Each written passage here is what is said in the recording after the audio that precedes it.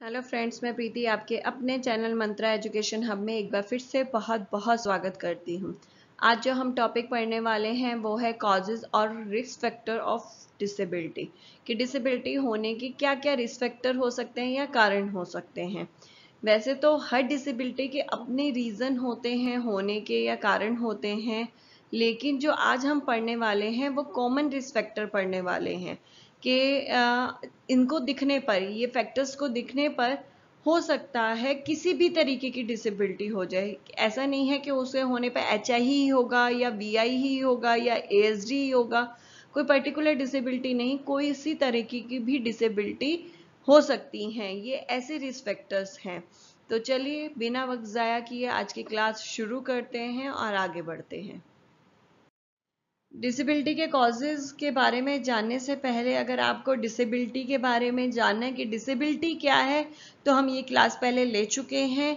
अगर आपको डिसेबिलिटी के बारे में जानना है तो डिस्क्रिप्शन में मैं लिंक दे रही हूँ, वहाँ पे क्लिक करिए और आप डिसेबिलिटी वाली क्लास में पहुँच जाएंगे, जिसमें डिसेबिलिटी के टॉपिक को क्लियर किया गया था कि डिसेबिलिटी है क्या और डेफिनेशंस वहाँ दी गई थी, कौन कौन सी डेफिनेशन कब दी गई थी और डेफिनेशन में क्या कहा गया था। तो अगर उसके बारे में जानना चाहते हैं तो आप वहाँ से जान सकते हैं। लेकिन अभी हम इस क्लास में जो है डिसेबिलिटी के कॉजेज़ के बारे में डिस्कस करेंगे, जिसको 4 भागों में बांटा गया है। प्री कंसेप्शन में सबसे पहले, फिर उसके बाद प्रीनेटल में, देन नेटल में, देन पोस्टनेटल में। तो आगे बढ़ते हैं और देखते हैं कि इसके कॉजेज़ क्या हैं और ये है क्या pre conception, prenatal, natal, then postnatal. चलिए आगे बढ़ते हैं। सबसे पहला जो कॉज आता है प्री कंसेप्शन। प्री कंसेप्शन का मतलब है कि प्रेगनेंसी से पहले वुमेन की हेल्थ, यानी अभी वुमेन ने कंसीव भी नहीं किया और उसके से पहले, कंसीव करने से पहले की जो हेल्थ होती है वुमेन की, वो बहुत देखनी ज़रूरी है, क्योंकि वुमेन की हेल्थ ही कंडीशन बनती है डिसेबिलिटी होने का। जो वह प्रेगनेंसी से पहले वुमेन की हेल्थ है वो बच्चे के लिए, अनबॉर्न बेबी के लिए और उसके खुद के लिए बड़ी हार्मफुल होती है। तो हमेशा प्रेगनेंसी जब भी आप प्लान कर रहे हैं तो उससे पहले अपना चेकअप करवा लेना चाहिए कि सब कुछ कंडीशन ठीक है, तभी उसके बाद प्लान करना चाहिए। ये बहुत ज़्यादा इफ़ेक्ट डालती है अनबॉर्न बेबी पर। अगर माँ को किसी तरीके से इन्फेक्शन है, कोई इन्फेक्शन रहा है, तो अनबॉर्न बेबी पे इफेक्ट पड़ सकता है, या कि किसी तरीके की माँ की हैबिट है जो अभी तक अल्कोहल ले रही थी, उस दौरान प्रेगनेंसी ठहर जाती है, तो भी बच्चे पे इफेक्ट पड़ता है। तो बहुत सारे ऐसे इफेक्टर हैं जो बच्चे पे पड़ सकते हैं अगर आप प्रेगनेंसी में छोड़ दिए, लेकिन आप प्रेगनेंसी से पहले भी अगर वो चीज़ें ले कर रहे थे तो उसका इफेक्ट देखने को मिलता है बच्चों पर। हालांकि ये जो कंडीशन है आपके, मैंने जो बोला हेल्थ वुमेन जो है जनरली प्रेगनेंसी से 3 महीने की मानी जाती है। पहले की जो हेल्थ पीरियड है 3 महीने का माना जाता है प्रेगनेंसी से पहले, प्री कंसेप्शन जो है। और इसका पता जो है हमेशा प्रेगनेंसी के बाद ही लगता है। ये 3 महीने तभी आपको पता लगेंगे जब प्रेगनेंसी आपने कंसीव कर लिया हो, तभी आपको पता लगेगा कि ये पिछले जो 3 महीने हैं उसमें मुझे अपनी हेल्थ जो है उसकी केयर करनी थी, या और कोई वुमन कंसीव कर रही है तो उसको आपने ध्यान रखना था कि इन 3 महीनों में मुझे उसका ध्यान रखना, उसकी हैबिट्स चेंज करानी है। लेकिन उसका पता तभी लगता है जब वो प्रेगनेंसी हो जाती है। तो इसलिए रिस्क फैक्टर ज़्यादा इसमें चांसेस होते हैं कि बच्चे को डिसेबिलिटी हो सकती है। लेकिन कुछ ऐसे फैक्टर्स भी होते हैं जिसे चेंज नहीं किया जा सकता है। वो अभी हम आगे देखेंगे ऐसे कौन से फैक्टर हैं है कि जिसपे हम ध्यान भी दे दें तो उनको चेंज नहीं किया जा सकता। लेकिन हाँ, मेडिकेशन वगैरह देकर उसमें सेफ्टी बरती जा सकती है, लेकिन फिर भी श्योर नहीं होता है उसके लिए कि वो ठीक हो ही सकते हैं। इसके अलावा जो है हम लोगों को ये जो 3 महीने का पीरियड है उसको ध्यान में रखते हुए, जब भी, अभी पहले भी मैंने आपको बताया है कि जब भी आप कंसीव करने का प्लान करें तब भी आप उससे पहले अपना हेल्थ चेकअप पूरा करवा लें, तभी एक प्रेग्नेंट वूमेन जो है हेल्दी बेबी को जन्म दे सकती है। प्री कंसेप्शन में सबसे पहले जो फैक्टर आता है वो है मदर की एज। कंसीव करने के लिए जो सही एज मेडिकल में बताई जाती है वो 20 से 35 होती है। अगर मदर 20 से पहले कंसीव करती है या 35 के बाद करती है तो बच्चे के लिए हार्मफुल होता है, क्योंकि 20 से पहले जो कंसीव अगर कर लेते हैं तो मदर है उसका यूट्रस पूरी तरीके से डेवलप नहीं होता, और अगर 35 के बाद कोई मदर कंसीव करती है तो यूट्रस धीरे धीरे वीक होना शुरू हो जाता है, जिसकी वजह से जो बच्चा है उसकी ग्रोथ पूरी नहीं हो पाती है, उसका वेट जो है वो कम रह जाता है, अनमेच्योर बेबी होने का चांस बना रहता है, जो बच्चे के लिए तो हार्मफुल है ही सही, साथ साथ मदर के लिए भी उतने ही हार्मफुल है। नेक्स्ट कॉज है before pregnant mothers malnourishment and related health condition. अगर माँ कंसीविंग से पहले संतुलित भोजन नहीं लेती है तो उसका इफेक्ट कंसीविंग के बाद बच्चे पे देखने को मिलता है।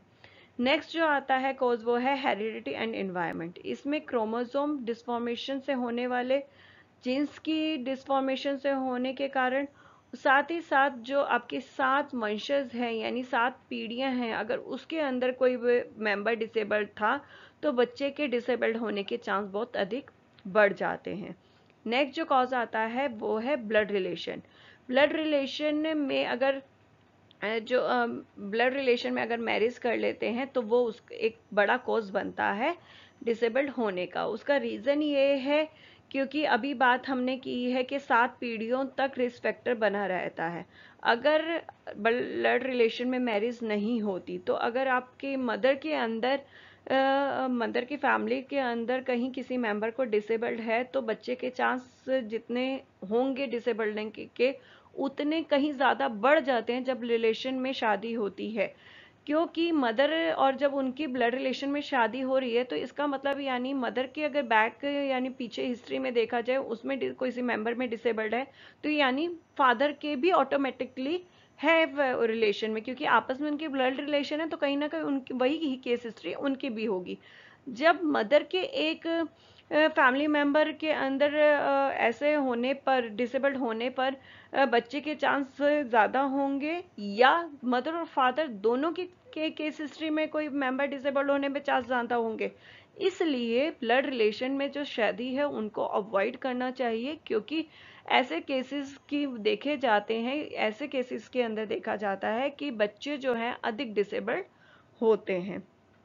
नेक्स्ट जो कॉज आता है वो है डिसीजेज और इन्फेक्शन की वजह से होने वाली प्रॉब्लम्स।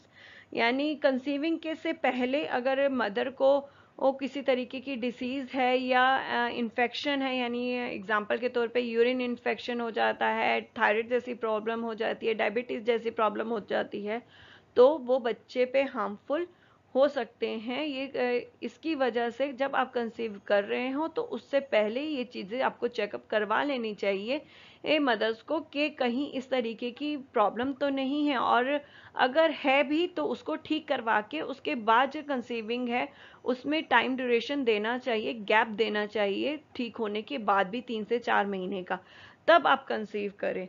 तो मदर को जो कंसीव कर रही है उन्हें इन चीज़ों का बहुत ध्यान रखना चाहिए। नेक्स्ट जो आता है अल्कोहल इंटेक। अगर कोई मदर जो शराब लेती है यानी किसी तरीके का अल्कोहल लेती हैं, स्मोकिंग करती हैं या कोई अदर नशीले जो हैं प्रोडक्ट्स ले रही हैं तो वो बच्चे के लिए हार्मफुल होते हैं। तो इसलिए बच्चे के जब आप कंसीव कर रहे हैं तो कंसीविंग से पहले आपको 3 से 4 महीने के लिए अपनी हैबिट्स को बदलना होता है। आप ये चीज़ें नहीं ले सकते हैं कंसीविंग से पहले। नेक्स्ट आता है ओबेसिटी। माँ का मोटापा भी एक कारण हो सकता है किसी भी बच्चे के डिसेबल्ड होने का, क्योंकि ओबेसिटी के कारण आपकी जो नेचुरल ट्यूब है उसमें डिफेक्ट प्रॉब्लम्स आ जाती है, प्री टर्म्स डिलीवरी होने के चांस बढ़ जाते हैं, डायबिटीज़, हाई ब्लड प्रेशर जो रहता है आपका, ये क्या कहते हैं, डायबिटीज़ होने का जो चांस रहता है, जिसकी वजह से बच्चे को नुकसान होता है। इसलिए जब भी कंसीव कोई मदर करे तो उससे पहले अपने वेट को कम करे और पूरे तरीके से न्यूट्रिशन डाइट ले, जिससे बच्चे, माँ की और बच्चे की दोनों की हेल्थ अच्छी हो आगे। नेक्स्ट जो आता है कॉज वो है sexual transmitted diseases and uterus diseases. आपका जो सेक्सुअल ट्रांसमिटेड डिसीजेज है और यूट्रस डिसीजेज से भी प्रेगनेंसी में प्रॉब्लम देखने को मिलती है। सेक्सुअली ट्रांसमिटेड डिसीजेस में इन्फेक्शन जो है एक से दूसरे के अंदर ट्रांसफ़र होता है।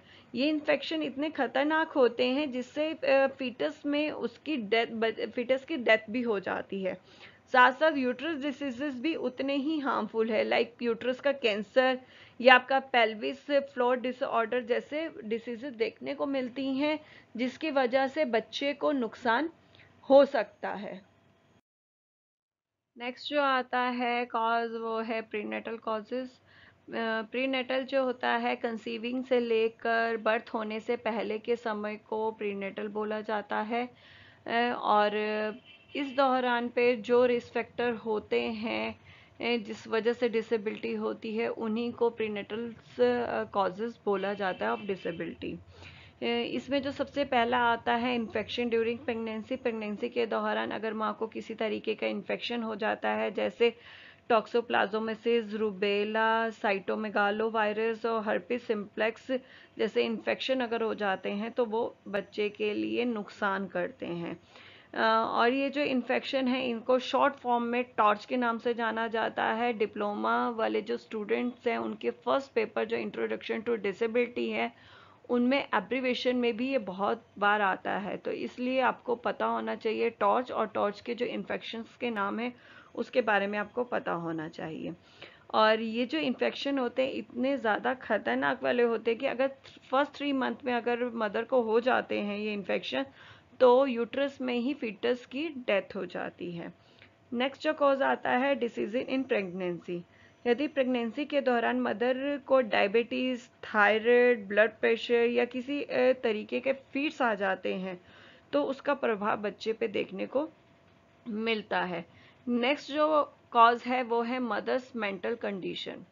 मदर की जो हेल्थ कंडीशन के साथ साथ बच्चे मदर की मेंटल कंडीशन को भी ठीक होना ज़रूरी है, वो भी बहुत ज़रूरी है हेल्थ कंडीशन के साथ साथ। प्रेगनेंसी के दौरान अगर मदर को स्ट्रेस, डिप्रेशन या इमोशनल स्ट्रेस जैसी भी कंडीशन आप देखेंगे तो उसकी इफ़ेक्ट बच्चे पर भी पड़ता है। नेक्स्ट जो है रिस्क फैक्टर वो आता है pregnant women due to accident. अगर किसी प्रेग्नेंट वुमेन द्वारा हैवी ऑब्जेक्ट को कैरी किया जाता है या वो कभी वो प्रेगनेंसी के दौरान गिर जाती है या पेट के बाहर गिर जाती है तो उस दौरान जो बच्चा है वो एसडी, एमआर या वीआई जैसे अन्य डिसेबिलिटी होने का उसको चांस बढ़ जाते हैं। नेक्स्ट जो कॉज आता है वो है टेक अननेसेसरी मेडिसिन। मदर अगर प्रेगनेंसी के समय अननेसेसरी मेडिसिन लेती है, जैसे कभी कहीं दर्द हो गया तो डॉक्टर से बिना पूछे पेन किलर खा ली, वॉमिटिंग हो गई तो मेडिसिन ले ली, तो ये जो दवाइयाँ होती है बच्चे के लिए बहुत ज़्यादा हार्मफुल होती हैं। साथ ही साथ कैंसर मेडिसिन भी जो होती है बच्चे पे बहुत ज़्यादा नुकसान करती है। लेकिन इस दौरान अगर मदर को कैंसर प्रॉब्लम है तो डॉक्टर से कंसल्ट करके कंसीविंग लेनी चाहिए, कंसीव करना चाहिए। साथ ही जो कंसीव के बाद पूरा हेल्थ चेकअप ज़रूर साथ टाइम टू टाइम करवाना चाहिए, क्योंकि अगर मेडिसिन नहीं लेती हैं तो भी मदर के लिए नुकसान है, अगर मेडिसिन लेती है तो बच्चे के लिए नुकसान है। तो इसलिए बहुत ज़्यादा ऐसी मदर को केयर की ज़रूरत होती है। नेक्स्ट जो आता है रेडिएशन इफ़ेक्ट। आप सबको पता है कि बच्चे के सही केयर के लिए आजकल टाइम टू टाइम अल्ट्रासाउंड करवाए जाते हैं, पर ये जो अल्ट्रासाउंड है अगर बहुत ज़्यादा करवाया जाए तो ये बच्चे के लिए नुकसानदायक होते हैं। बच्चे के लिए अल्ट्रासाउंड की जो रेज होती हैं वो बहुत ज़्यादा नुकसान करती हैं, यहाँ तक कि एक्सरे की भी रेज नुकसान करती है। तो इस दौरान पे मदर्स को बहुत ज़्यादा जो है अल्ट्रासाउंड या एक्सरेज नहीं करवाने चाहिए। नेक्स्ट जो आता है कॉज वो है blood difference in parents. Blood difference होने की वजह से भी जो बच्चा है उसे डिसेबिलिटी होने के चांस रहते हैं। Next attempt of miscarriage. Miscarriage करने के लिए बहुत सारी जो है मेडिसिन मार्केट में अवेलेबल हैं, अगर उनका यूज़ किया जाए, परंतु लेकिन अगर मिसकैरेज लिया जाए लेकिन उस दौरान मिसकैरेज ना हो और वो प्रेगनेंसी कंटिन्यू रहती है तो उसका इफ़ेक्ट बच्चे पर देखने को मिलेगा। नेक्स्ट जो आता है मदर हैविंग सीजर, अगर प्रेगनेंसी के दौरान मदर को किसी तरीके के सीजर आते हैं, मिर्गी के दौरे आते हैं, तो उसका इफेक्ट बच्चे के ब्रेन पर भी उतना ही पड़ता है। नेक्स्ट है white discharge bleeding during pregnancy. अगर प्रेगनेंसी के दौरान मदर को वाइट डिस्चार्ज या ब्लीडिंग होती है तो उसका भी प्रभाव बच्चे पे पड़ता है।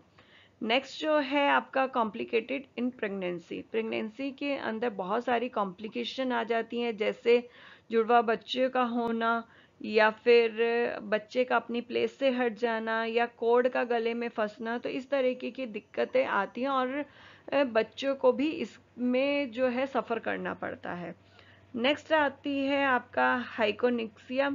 इसके अंदर प्रेगनेंसी में अगर ब्लड के अंदर ऑक्सीजन की जो मात्रा है ज़्यादा हो जाती है तो उसकी वजह से बच्चे में डिसेबिलिटी होने के चांस बढ़ जाते हैं। नेक्स्ट जो आता है न्यूट्रिशन डेफिशिएंसी।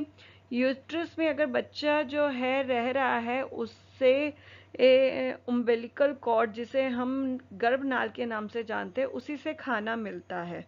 अगर बच्चे को वहाँ से खाना टाइम से या ढंग से नहीं मिलेगा, बैलेंस डाइट नहीं मिलेगी, यानी मदर अगर टाइम से या बैलेंस डाइट अगर नहीं खाएगी तो उसका इफेक्ट बच्चे को मिलता है, उसे कुपोषण जैसी बीमारियां हो सकती हैं। साथ ही साथ डिसेबल्ड होने का, जब बच्चा कमज़ोर है तो उतनी जल्दी ही उसका चांस बढ़ता है कि वो डिसेबल्ड हो जाए।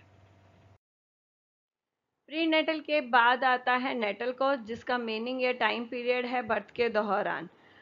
उसके टाइम पीरियड में कुछ वाद विवाद है। कुछ बुक साइकोलॉजिस्ट का कहना है इसे बर्थ से लेकर 3 दिन तक कुछ का होता है, कुछ का कहना है कि बर्थ से लेकर 7 दिन तक बताया जाता है। लेकिन अब WHO ने इसे डिफाइन किया है और प्री नेटल के बाद पेरीनेटल बताया गया है।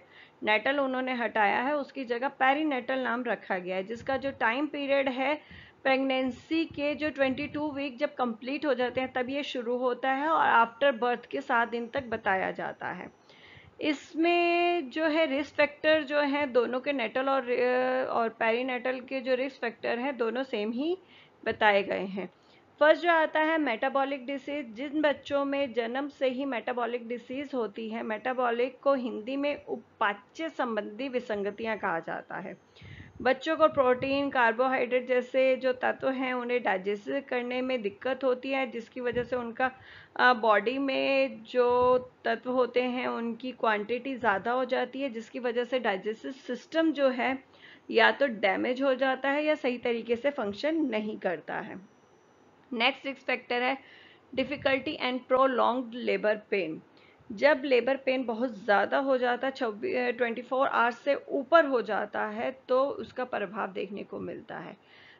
जो ऐसी कंडीशन में माँ बहुत थक जाती है, टायर्ड हो जाती है और वो पुश करना छोड़ देती है, जिसकी वजह से मदर और बच्चे के अंदर कांटेक्ट टूटता है और बच्चे को बाहर लाने में प्रॉब्लम आती है। बाहर लाने के लिए जिसके लिए औजारों का भी प्रयोग करना पड़ता है, जिसका प्रभाव बच्चे पे पड़ता है। नेक्स्ट जो आता है रिस्क फैक्टर वो है अनडेवलप्ड फीटस सेपरेट्स। इसमें जो फीटस का सही तरीके से डेवलप ना होना या अबनॉर्मल तरीके से डेवलप होना है, तो ऐसी कंडीशन में उसे बाहर निकालना और ऐसी कंडीशन में जब उसको अनडेवलप्ड हो, फीटस को अलग कर दिया जाता है, तो वो बच्चा अबनॉर्मल हो सकता है।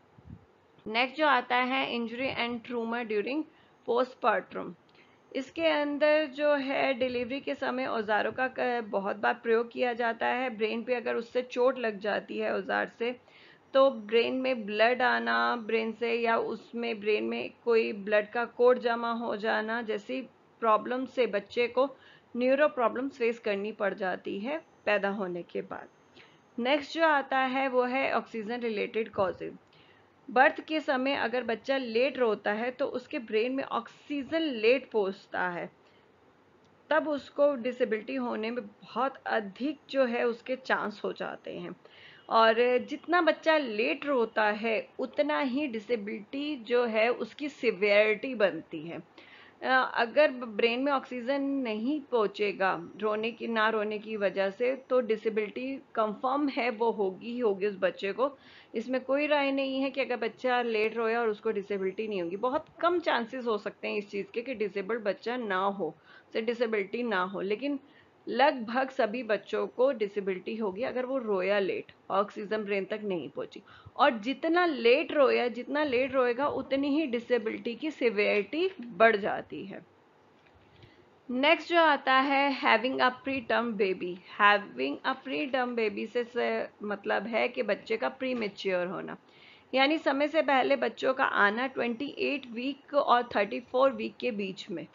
बर्थ लेने से बच्चे का जो है वेट, आपका ब्रेन, ब्लड प्रेशर, डायबिटीज या सेंस ऑर्गन सही तरीके से काम नहीं करते, और बच्चे का वेट भी बहुत कम होता है। अगर बच्चे का वेट 2.5 केजी से अगर कम होता है तो वो बच्चा बहुत ज़्यादा कमज़ोर होता है, और वो जो है इन्फेक्शंस जैसे होते हैं उनसे लड़ने में उसे प्रॉब्लम होती है, या और बहुत सारे हैं, उसका डेवलपमेंट डिले होता है।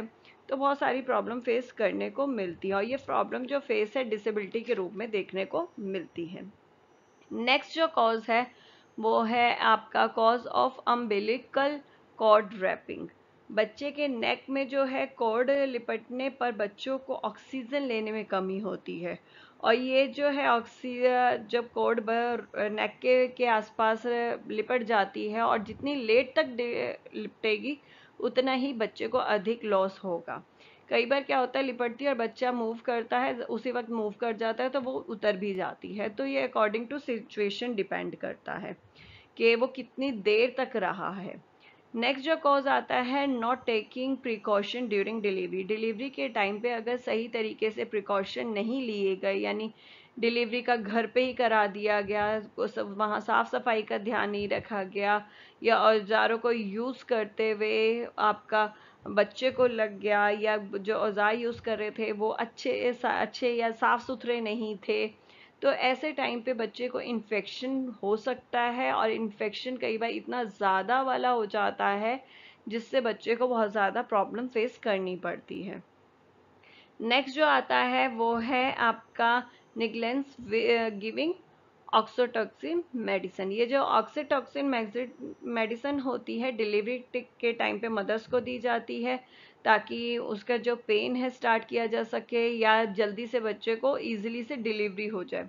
लेकिन इसकी जो क्वांटिटी अगर थोड़ी सी ज़्यादा दे दी जाए ये ऑक्सीटोसिन की, तो बच्चे को ये बहुत हार्मफुल होती है। नेक्स्ट जो आता है लास्ट कॉज आता है having seizure during birth. Birth के टाइम पे अगर बच्चे को सीजर हो जाता है, दौरे पड़ते हैं, तो उसका इफेक्ट बच्चे को देखने को मिलता है, किसी न किसी तरीके की डिसेबिलिटी के रूप में वो सामने आता है, या किसी डिसीज के रूप में सामने आता है। और ये सीजर जितना लंबा चलता है उतनी ही बच्चे को डिसेबिलिटी या डिसीजेस की सिवियरिटी बढ़ती है। नेक्स्ट और लास्ट आता है पोस्टनेटल पीरियड। पोस्टनेटल जो है बर्थ होने के बाद के समय को बोला जाता है, WHO ने इसको डिफाइन किया है, और इस पीरियड को बोला गया है कि जब बच्चा पैदा होता है उसके बाद के जो 6 वीक्स होते हैं वहाँ तक ये पीरियड रहता है। इसके अंदर जो रिस्क फैक्टर आते हैं, having newborn baby jaundice. Jaundice जो है पीलिए को बोला जाता है, हर बच्चा जो पैदा होता है उसमें थोड़ा बहुत जॉन्डिस होता है, लेकिन जब ये बढ़ जाता है तो बच्चे के लिए बहुत ज़्यादा नुकसान करता है। नेक्स्ट आता है एक्सीडेंट। जो मेनली बच्चों में एक्सीडेंट जो होते हैं वो लाइक बेड से गिर जाना, या डॉक्टर के हाथ या नर्स के हाथ से बच्चे का स्लिप होना, या मदर या अदर फैमिली मेम्बर के हाथ से बच्चे का स्लिप होना, ये एक्सीडेंट मेनली बहुत ज़्यादा देखे जाते हैं, जिसकी वजह से बच्चे के ब्रेन में चोट लगती है और न्यूरो डेवलपमेंट जो है बच्चे की डिसेबिलिटी देखने को मिलती है। नेक्स्ट आता है फीवर रिलेटेड। बच्चे को जब हाई फीवर हो जाता है वो बच्चे के लिए हार्मफुल है, या ब्रेन फीवर होता है वो भी बच्चे के लिए हार्मफुल होता है, और जिसकी वजह से बच्चे के ब्रेन में वो कहीं ना कहीं इफेक्ट डालता है। नेक्स्ट आता है माल न्यूट्रिशन, जिसको हिंदी में कुपोषण बोला जाता है। बच्चे को इस पीरियड के अंदर अगर न्यूट्रिशन नहीं मिला तो उसकी ग्रोथ कहीं ना कहीं इफेक्ट होती है, उसका डेवलपमेंट जो है डीले रह जाता है, जिसकी वजह से बच्चे को आगे प्रॉब्लम फेस करनी पड़ती है। नेक्स्ट इन्फेक्शन इन्फेक्शन मैं पहले बता चुकी हूँ कितने तरीके के होते हैं। इन्फेक्शन बहुत तरीके के हैं, लेकिन जो हमने टॉर्च अभी पढ़ा था वो सबसे ज़्यादा नुकसान करता है और डिसेबिलिटी होने के कारण बनता है। नेक्स्ट आता है टॉक्सिसिटी। टॉक्सिनिटी की एक तरीके के जहरीले पदार्थों के लिए होता है, जहरीले पदार्थ होते हैं, वो बच्चे को अगर चले जाते हैं मुंह में तो वो नुकसान करते हैं। लाइक बच्चे के टॉयज में जो कलर्स होते हैं वो बहुत ज़्यादा नुकसान करते हैं अगर बच्चा वो मुंह में डाल लेता है, या मदर कुछ ऐसा काम कर रही है फर्नैल जैसे या कुछ और अदर ऐसे काम किए जिससे जो बच्चे के लिए नुकसान कर सकते हैं जहरीले पदार्थों से, और ढंग से हाथ नहीं धोए और बच्चे को उठा लिया, मुंह में बच्चे का हाथ चला गया, तो वो कहीं ना कहीं नुकसान करता है। नेक्स्ट आता है सीजर। सीजर जो होते हैं बच्चों को जब पढ़ते हैं तो जितने ज़्यादा बच्चे को सीजर पढ़ते हैं उतनी ही उसकी ग्रोथ सफ़र करती है, डिले होती है, उसका ब्रेन जो है उतना ही डेवलप नहीं हो पाता है। तो सीजर भी उतने ही हार्मफुल होते हैं जितने अदर इन्फेक्शंस या फीवर्स होते हैं। नेक्स्ट आता है by the abnormal function of the pituitary glands. इस ग्लैंड का जो है जो फंक्शंस है वो अबनॉर्मल तरीके से वो करता है, जिसकी वजह से डिसेबिलिटी बच्चे में हो सकती है। Abnormality related to metabolism. जो मेटाबॉलिज्म है उसमें भी अबनॉर्मेलिटी दिखाई देती है, जिसकी वजह से यानी अपना जो आपका डाइजेस्टिव सिस्टम है वो सही तरीके से काम नहीं करता है, जिसकी वजह से बहुत सारी जो प्रॉब्लम है बच्चे को फेस करनी पड़ती है। उसकी जब उसके बॉडी में सारे न्यूट्रिशन नहीं पहुंचेंगे तो बच्चे के ग्रोथ भी सफ़र करेगा, उसका डेवलपमेंट पूरी तरीके से नहीं होगा, जिसकी वजह से बच्चे को डिसेबिलिटी हो सकती है। ये थे सारे पोस्टनेटल के कॉजेज या रिस्क फैक्टर जिनको आप बोल सकते हैं। आज की क्लास से यहीं पे ख़त्म होती है। मुझे कमेंट सेक्शन में ज़रूर बताइएगा कि आज की क्लास कैसे लगी। हाँ, और अगर आप किसी और टॉपिक के बारे में जानना चाहते हैं तो उस टॉपिक के बारे में भी आप नीचे कमेंट सेक्शन में लिख सकते हैं, तो मैं जल्द से जल्द उसके बारे में आप तक लेकर आऊँगी। आज की क्लास उम्मीद करती हूँ आप सबको बहुत पसंद आई होगी। अगर पसंद आई है तो लाइक और शेयर करना मत भूलिएगा। साथ ही साथ चैनल को सब्सक्राइब और बेल आइकन बटन को भी ज़रूर दबाइए, जिससे इस चैनल पे आने वाली सभी वीडियो की नोटिफिकेशन आपको जल्द से जल्द मिल जाए।